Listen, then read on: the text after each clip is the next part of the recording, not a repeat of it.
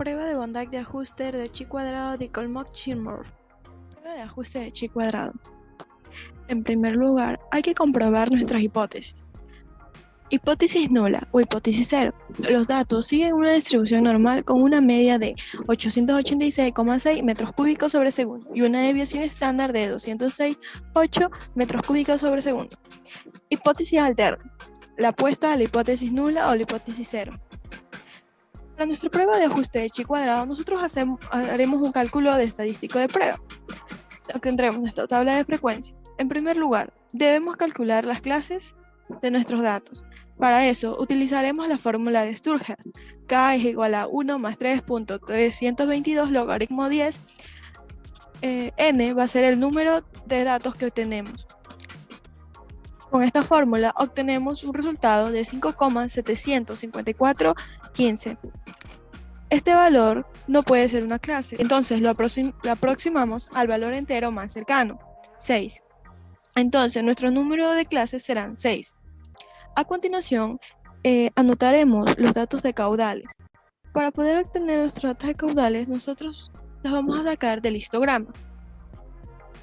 En el histograma obtenemos los rangos de las clases 1, 2, 3, 4, 5 y 6. El primer rango va de 596,3 a 718,2 y así sucesivamente. Ubicamos nuestros rangos de caudales. Nuestra frecuencia observada vamos a sacar del histograma y va a ser la frecuencia de cada uno de los rangos. En la clase 1, 5, en la clase 2, también 5, en la clase 3, 8, en la clase 4, 2, en la clase 5, 3 y en la clase 6, 3. La suma de las frecuencias observadas van a ser igual al valor de datos que tenemos. Tabla de frecuencia. La frecuencia observada dividido para el número de datos. Va a sacar la frecuencia relativa.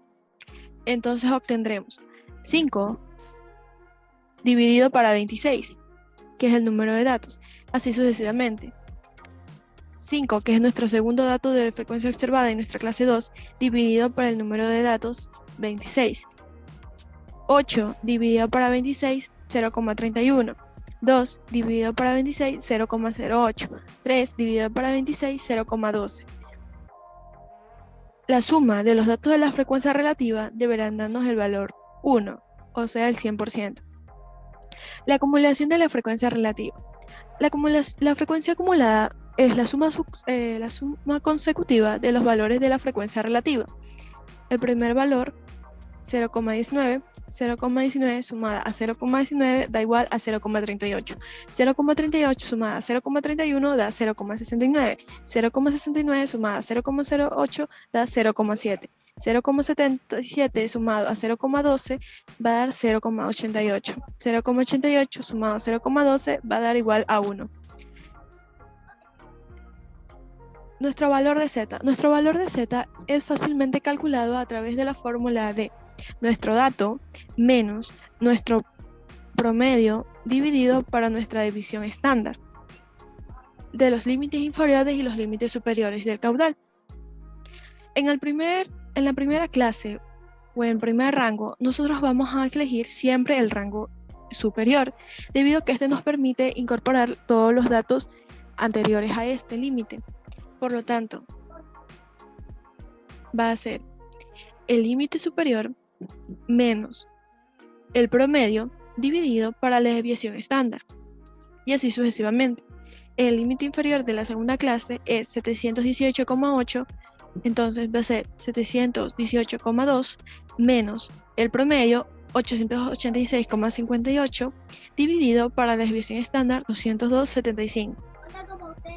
De tal manera, el límite superior, 840,2 menos 886,58 dividido para 275, así sucesivamente.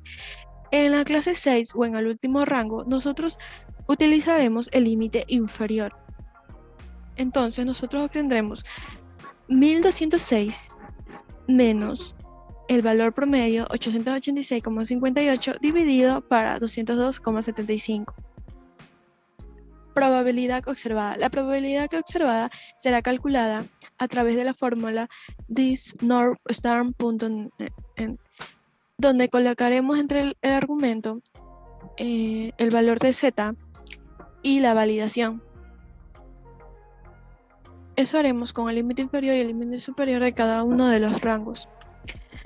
La frecuencia o la probabilidad esperada. La probabilidad esperada va a ser la sacada a través de la frecuencia relativa, que va a ser 0,20 y la diferencia del límite superior menos el límite inferior de la segunda clase, 0,21, así sucesivamente. El límite superior menos el límite inferior de la tercera clase, 0,24. El último valor o el último rango o la última clase, nosotros haremos la resta con el 100%, o sea, se le va a restar 0,94 a 1, que nos da un valor de 0,06.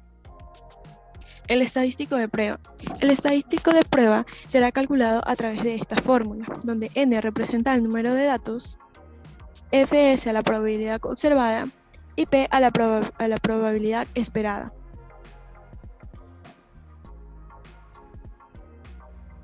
Calculamos los datos y la sumatoria nos da un valor de 3,8, que sería nuestro estadístico de prueba total, que posteriormente vamos a compararlos con nuestro valor crítico para poder saber si aceptamos o rechazamos la hipótesis. A continuación, nosotros haremos el cálculo de los valores críticos. Para este ejercicio tenemos un nivel de significancia de 0,05. Calculamos los grados de libertad.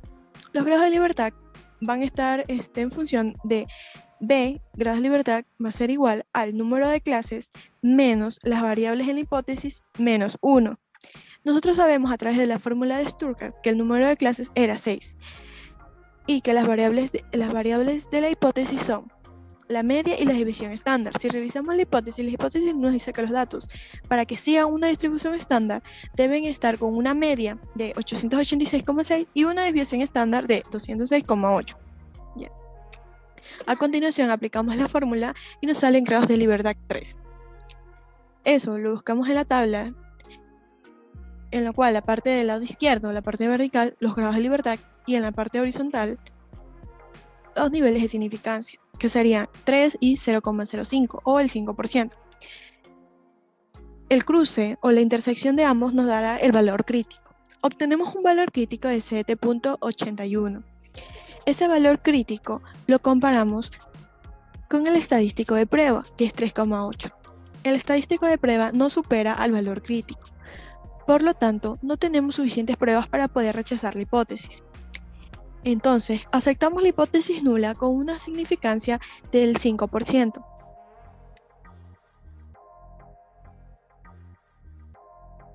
Caso contrario, si el valor crítico hubiese sido menor que el estadístico de prueba, hubiésemos rechazado la hipótesis 0 y hubiésemos aceptado la hipótesis alterna. Conclusión. Entonces, los datos aquí observados siguen una distribución estándar normal. Prueba de ajuste de Volcom-Seymour. Para la prueba de ajuste de Volcom-Seymour vamos a utilizar todos los datos. En este caso tenemos 26 datos. Necesitaremos también la probabilidad teórica de Haxa, que la sacamos a través de la fórmula n, el número de datos, menos 0,5 dividido por el número total de datos. También necesitaremos la probabilidad real acumulada, que se la calcula a través de la fórmula distribución.nor.n de el dato de caudal, el promedio, la desviación estándar y la validación. La diferencia absoluta. La diferencia absoluta es la diferencia entre la probabilidad teórica de Haxa y la probabilidad real acumulada. De los valores de diferencia absoluta, buscamos la mayor diferencia, que en este caso es del valor 0,132. Nos pide que lo hagamos con un valor de significancia del 5% y del 20%, para poder validar las hipótesis. Nula, los datos siguen una distribución normal con una media de 886,6 metros cúbicos sobre segundos y una desviación estándar de 206,8 metros cúbicos sobre segundos, o la hipótesis alterna, lo opuesto a la hipótesis 0. Entonces, buscamos el número de datos que tenemos. En este caso, nuestros números de datos son 26. Y en nuestra tabla, el número que más se le aproxima es el número 25. Hacemos la intersección con el número de significancia, el 5% le corresponde al 0.05 y el 20% al 0.2 y obtenemos un valor crítico con nivel de significancia del 5% de 0.26404, cuyo valor crítico es mayor que la diferencia máxima. Por lo tanto, se acepta la hipótesis nula con un valor de significancia del 5%. Con un valor de significancia del 2%, sale un valor crítico de 0,20786, que es un valor mayor a la diferencia máxima, por lo tanto también se acepta la hipótesis nula con un valor de significancia del 20%, debido a que no tenemos suficientes pruebas para rechazarla. Conclusión. Esto quiere decir que los valores de caudal siguen una distribución normal estándar.